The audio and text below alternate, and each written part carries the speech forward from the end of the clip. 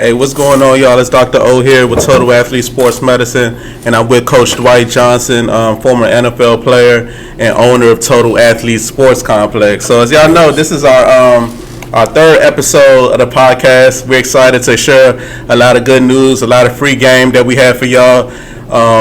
Go ahead, Coach. What you want to tell the people? Yeah, hey guys, how y'all doing? Thank y'all for being on the call. I know we're getting ready to start football season. I just want to make sure all my football guys are ready. You know, a lot of these guys are focusing on getting offers and this and that. You know, just go out there and play football. Be the best. Just understand all that stuff will take care of itself, you know, if you do your part. Of course, you got to be able to market yourself, and you got to be able to be with a program that's going to put you out there. So if you, first of all, you got to have a high school program that really, they kind of behind, you know, pushing their kids and exposing them to the colleges and stuff like that. But don't let that be your main focus. Your main focus is to help your team win. Okay, yeah. And I think sometimes when you always just focusing on recruiting and getting more stars, you can become selfish at times. And just understand it's a team sport. Football is a team sport. It's meant to be played as a team, and you can't win by yourself. Okay, I don't care if you're a 5-star athlete. At the end of the day, you can't. That's not going to take you to a state championship. It's teamwork makes the dream work. Most definitely. And that's what it's all about. It's not all about individuality, but team. Most definitely. So, what are some of the things you see where you see kids make mistakes on when it comes to recruiting? Like some of the things they might be putting online, or as far as work ethic. Is there like anything you see specifically that you think they should change if they're not doing it right? Man, that's a real good question. I think the main thing that they should watch what they post. And everybody says it, you know, because they don't just check your Twitter handle, they check your Instagram handle as well, right, and make sure it's lining up. Some kids on their Instagram, they got all kinds of gang signs and I seen that flashing guns and stuff. I seen that yesterday. Yeah. I was like, wow. You can't, because can't do that. Yeah, you can't do that, because that college is not just recruiting an athlete, they're recruiting your character. They're recruiting you as a person outside of the football. You don't want to be a liability, but you want to be an asset to them. So they're looking at everything. Okay, is this kid deserving of me giving the scholarship is on average worth $200,000 to $250,000? That's a lot of money, man. It's a lot of money to be forking out there to a kid that you know that, hey, he may make it through his first year, he may not. Yeah, and that's a big deal. They don't want to bring in anybody that they feel can't get through the curriculum in the classrooms, even though they're going to give you tutors and all those things to make sure you pass and you're eligible. Ultimately, you still have to do the work, you know. Yes. I remember when I was at Howard, I was in grad school, and I was hearing some stats that, and I hate to put it out there, but a good percentage of the freshman boys don't make it past their first or second semester because for one reason or the other, grades or whatever the case may be, and it's you know, we got to do better. We got to do better. Us as coaches and professionals, we and then you guys as players, you know, make sure you're doing what you got to do in the classroom and outside the classroom as well. Like Coach said, don't post about guns and cussing and all that type of stuff, because that stuff matters, you know. It really matters. You got to look clean. Be yourself, you know, let your personality show. But at the end of the day, all that gangster stuff, leave it where it's at, on the radio or wherever you get it from. Don't bring it out into social media where all these coaches can see you and then check you off their list and things like that. As far as let's say like supplements or things like that, is there anything you recommend for kids to take? Yes, well, you know, of course it's humid outside. They first of all need to stay hydrated, drinking plenty of water, to really, you know, exactly, because of the heat. You know, you burning so many calories in practice. A lot of I coach at Dutchtown, and man, I'm telling you, man, we run so much. Our kid can lose 3 to 4 pounds in one practice, just a water weight. So you have to do that. Outside of that, getting some muscle recovery.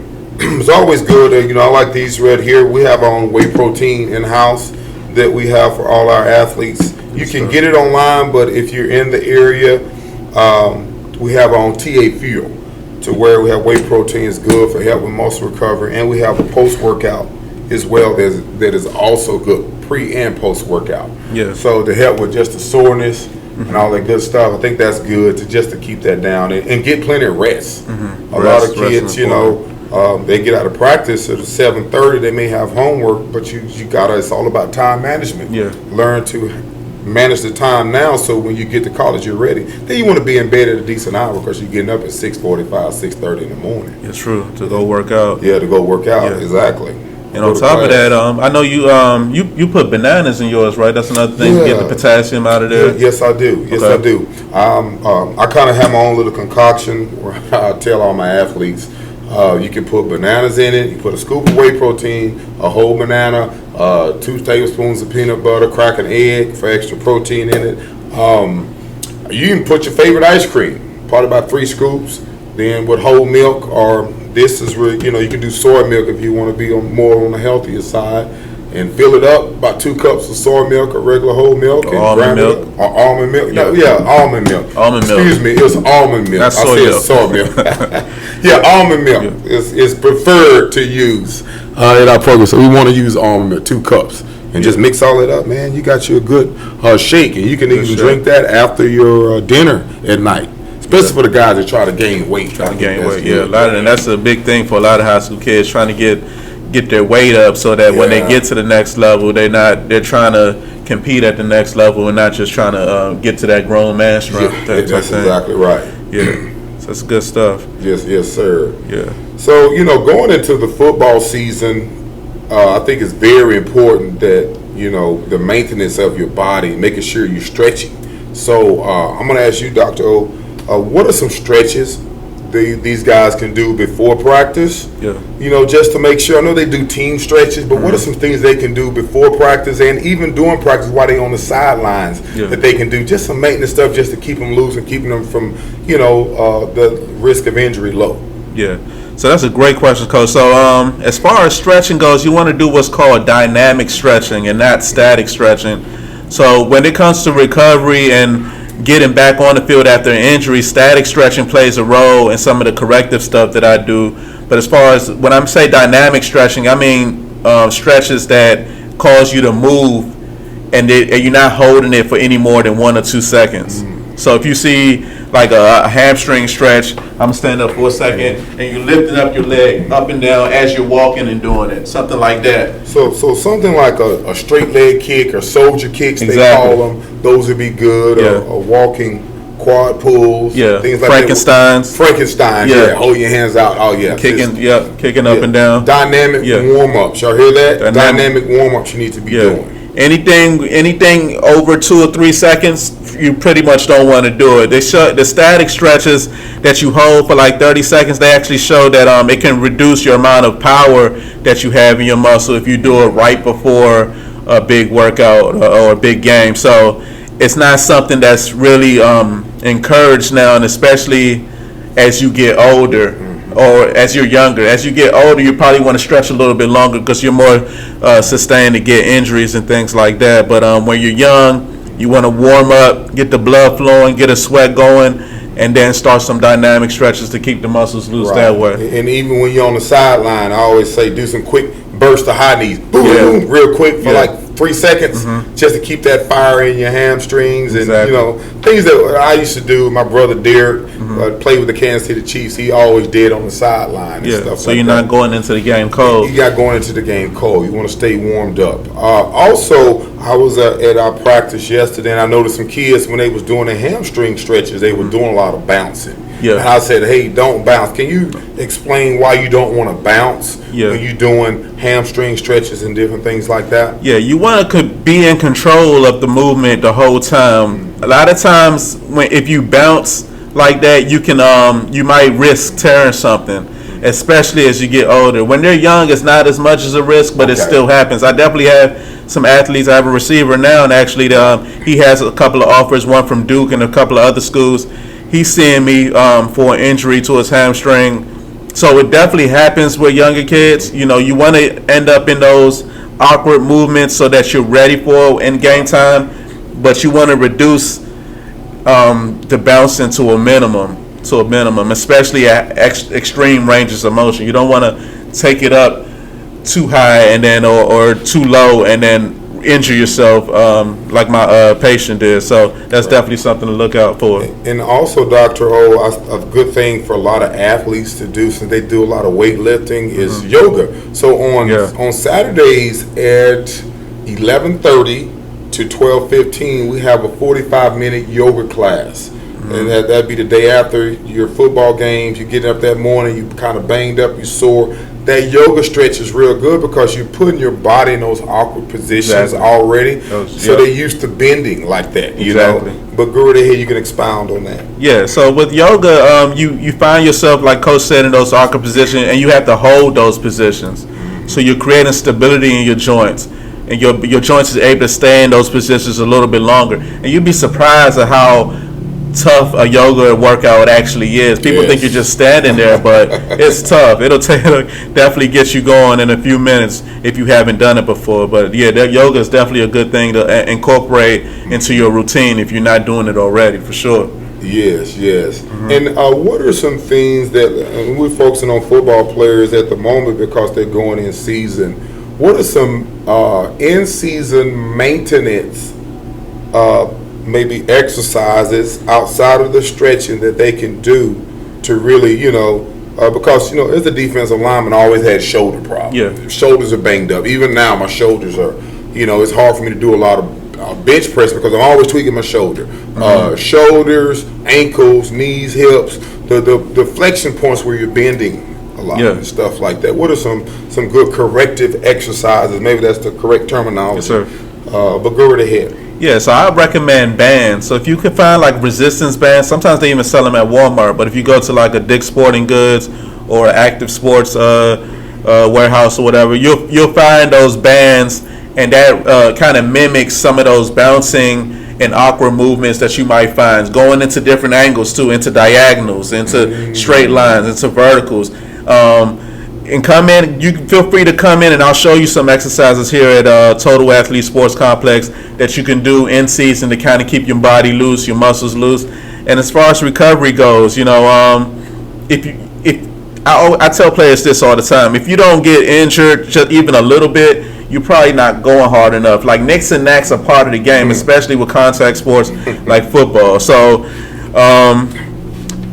don't hesitate to get treatment. Rest is not exactly the same as rehab. So when something happens immediately, then you probably want to rest for the first 24 hours, but then you want to go seek treatment for that injury, especially if it feels the same way the next day. You want to see a professional like myself and have me professionally evaluate you and let you know what's going on, how to correct it so you can play the next week. It's about being available also, not just being injured all the time. So that's important as well. Yes, you're totally right, Dr. O, because when you get into football season, it is hard to be 100% healthy. You'll be 90, 95. Yeah, and you know how it is. Yeah. It's just the nature of the game. Most definitely. You know what I mean? But we just want to make sure, guys, what's the old saying? You can play when you're hurt, but you can't play when you're injured. Yeah. So what we're trying to do is prevent the injuries. Yeah. Prevention is better than cure. About. Exactly. And minimize the pains and the nicks and knacks to where you're bouncing back. You're stronger than ever going into the next week of practice and things. And we also hold in-season training. Now, in-season training is different from off-season training for football guys. We train all athletes, first of all, but we're focusing on the football guys because we know they're going into season tomorrow with their scrimmages, and first game is coming up next week for Georgia high school football. We just want to make sure you're ready to perform at an optimum level. So here at Total Athlete, we do two things. We do film evaluation after every game. We grade your film just on like a plus and minus system of technique, bad technique. Then we grade it based off of production. So, your plus and minus system, you may have 40 plays and you may have 10 minuses. Well, that'll put you at a 75% grade just on technique. Then let's say you get a tackle, a solo tackle is worth 2 points. I'm talking about a defensive lineman or a linebacker. A sack is worth 3 points. And you may have 10 production points when it comes down to it, and you may end up with a grade of 85. But the key is to correct your mistakes, because film evaluation is real big. And I know y'all do film evaluations at your school. but it's good to do film evaluations one-on-one with a coach that knows what they're doing. Yeah. At Total Athlete, we do film evaluations for defensive line, of course, offensive line, linebackers, wide receivers, running backs, defensive backs, all those positions. And we have a skilled coach. A majority of them pretty much are NFL guys that actually work with you and grade your film. So make sure you're conscious of what you did wrong, what you need to do right going into the upcoming week of game preparation. Yeah. But yeah. That's real important because Kyler Murray just signed that contract for $130 million. They put a clause in his contract to make sure that he's watching film for at least 4 hours a week. Wow. Because he came out and said, he slipped up and said he doesn't watch film. So it was like, oh, we're not going to pay you $130 million and you're not going to watch film. And he's already a great player. Imagine how much greater he would be if he actually could recognize things from watching film. So it's real important. Yes, because you want to see the tendencies and not just a post-game film. We do pre-game film as well. For, let's say, they got a game Friday night, I may sit down with the guys on Wednesday and watch their film. On Saturday, we watch their post-game film. On Monday, Tuesday, Wednesday, we watch their pre-game film of the upcoming opponents so they'll know what are the tendencies to look for and how to go out and be prepared. And of course, everything we do is in correlation with the high school football coach. We ain't going to never tell a kid to go out here and do something different than what their coaches have told them to do. Most definitely. You know what I mean? We're going to always work in harmony with the coaches because at the end of the day, we're trying to make these players better for their football team. Mm-hmm. So, yes, I do train I'm a coach at Dutchtown High School. My son plays at Dutchtown. But I coach athletes from Ola, Union Grove, Woodland. We all brothers off the field. Yeah. You know what I mean? Everybody needs help. And that's what we offer here. We offer a good in-season training for evaluations, film evaluations, post and pre-game, and we offer technique training. Okay, now this is what you need to do to correct it. So that's real big. So if you got somebody that can do that for you, hey, you in for a great football season. Okay? Most definitely. And then when you get injured or you just need recovery because you sore, then you come to me. So it's the total package, total athlete. Right. It's not just about playing, but you got to stay healthy. You got to keep your mind right. You got a mentoring program, right, Coach? Yes. We do have a mentoring program we offer on Sundays that really builds your mental capacity and strengthens your mind, because it's one thing to be ready physically, but you got to have that mental aspect right. The mental coaching is everything. 80% of it is between the ears. If a young man thinks that he's the best, he will play as he is the best. Right. Think he's an all-state player, then he's going to play like that. Yeah. It's all a mentality. It's all a mindset. It's all making sure you got the right people surrounded by you. Yeah. You know what I mean, and stuff. And I tell a lot of my football guys, you need to hang with football players. Don't hang with guys outside of that circle. Yeah. It's not that you're better than they are. It's that those guys y'all all are on the same level, in the same group. Y'all bleed, sweat, fight together. You eat together. Them are your brothers. Yeah. Them kids that are not playing sports, that are in the hallway, can sometimes be distractions to a lot of kids. And those negative influences are always around. So it's always good to always make sure you're hanging around guys that are doing what you're doing. I said in my post, you either have Chick-fil-A friends or McDonald's friends. The analogy of that all is, Chick-fil-A, you go to the drive-thru, they're going to get you everything you want. They're going to be detailed about it, and you're going to get what you're supposed to get at the window when you receive your food. Nothing's going to be missing out the bag. Right. But at McDonald's, it's the total opposite. Right. You always have something missing because they're not paying attention to details. You got lackadaisical people. So what I'm saying is, don't give everybody equal access to your life, because they can mess it up. That's so true, man. I'm talking about girlfriends. Hey, I'm talking about spouses. Hey, I'm talking about business associates. I'm talking about everyone. I'm talking to everyone. Don't give people equal access to your life if you feel that they don't deserve it, or they're not on the same wavelength with you. Because I'm telling you, there are a lot of people that end up in divorce, and losing a lot, and got to go back and make up for it. Exactly. It's tough. It's tough. It really is. It really is. But, you know, we learn things. We're human. We make mistakes, you know. But I'm just telling you, just make sure you evaluate your people. Are you a Chick-fil-A person or are you a McDonald's person? You know the McDonald's person is not going to be right. Right. Okay?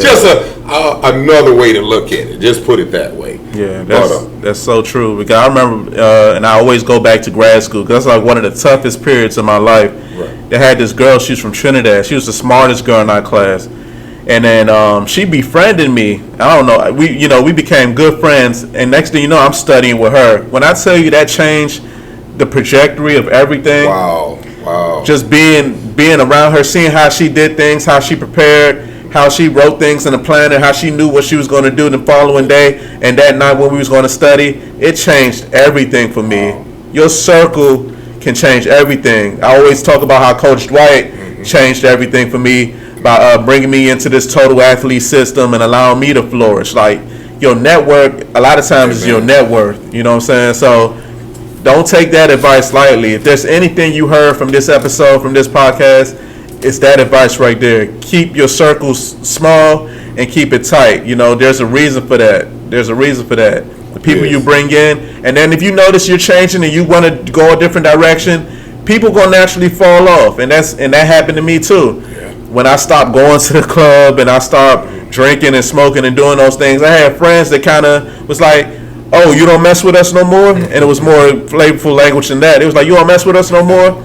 And next thing you know, they stopped inviting me, right. You know, and now I'm doing great things, and, you know, everybody's path is different, of course, and, you know, but I had a vision of what my life was going to be. I knew I couldn't be mediocre. Amen. So I let go of a lot of people, and naturally they fell off, and that's the way it is. You know, when I get back in town, you know, I might link up with them, you know, once or twice a year or whatever, you know, just showing that we still cool because, you know, they day ones or whatever, but they not going where I'm going. That's you know right. what I'm saying? So it is what and it is. you don't owe them anything. You know exactly. what I mean? You don't owe them anything. And I'll tell people, the 5 people you have that are the closest to you, them are 100. Pretty much who you gonna be. So if they're struggling financially or having hard times, and guess what? You probably catching hell too. Yeah. You know what I mean? I never seen a person that's prospering and the other 4 people that's closest to them are struggling. Right. You know, it just doesn't work like that. Birds of a feather flock together. Yeah. And they all headed in the same direction.